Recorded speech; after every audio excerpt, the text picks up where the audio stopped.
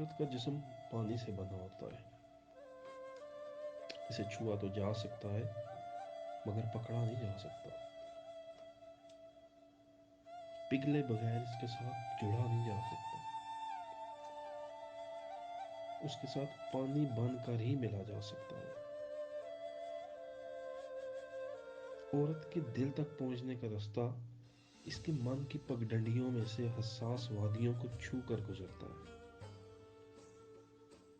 بدنی شاہراہوں کے ذریعے سیدھے اس کے بدن تک پہنچنے والے شاہ سوار اس کے من سے اتر جاتے ہیں.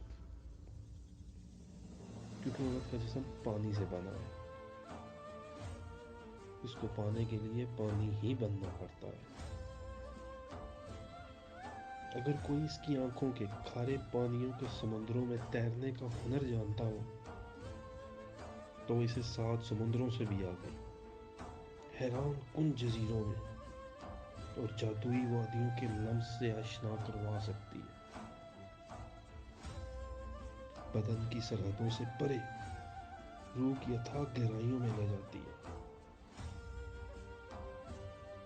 جہاں سکوت بولتا سنائی دیتا ہے. در و دیوار خاموش بدن کی سرسراہٹ سنتے ہیں. پہاڑوں کی گود سے بہتے جھرنوں کی کڑکڑ روح پہ کپ کپی طاری کر دیتی ہے.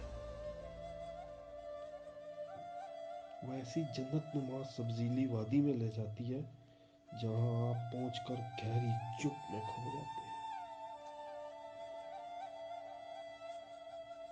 فضا میں تیرنے لگتے ہیں.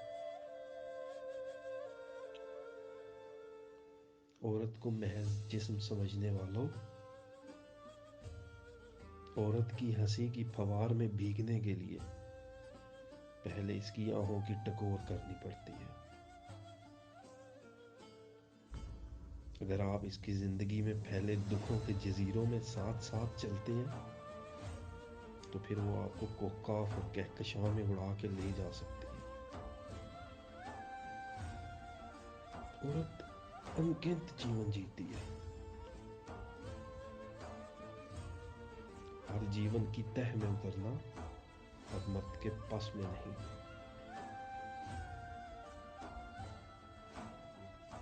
عورت کو جسم سمجھ کر ملنے والے مرد امرت پینے کی بجائے اس کی پہلی تہ کے گدلے پانیوں میں ڈوب مرتے ہیں. کھوکھلی مردانگی کے حکمران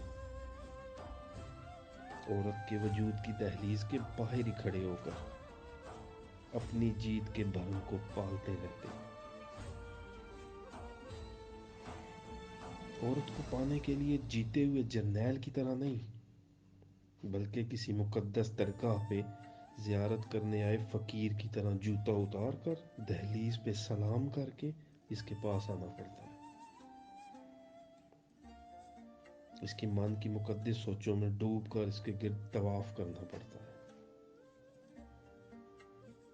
عورت تن سے نہیں من سے جیتی جاتی ہے. وہ زندگی نہیں جذبہ جیتی ہے. اسے پانے کے لیے بندہ نہیں مجسم محبت بننا پڑتا ہے.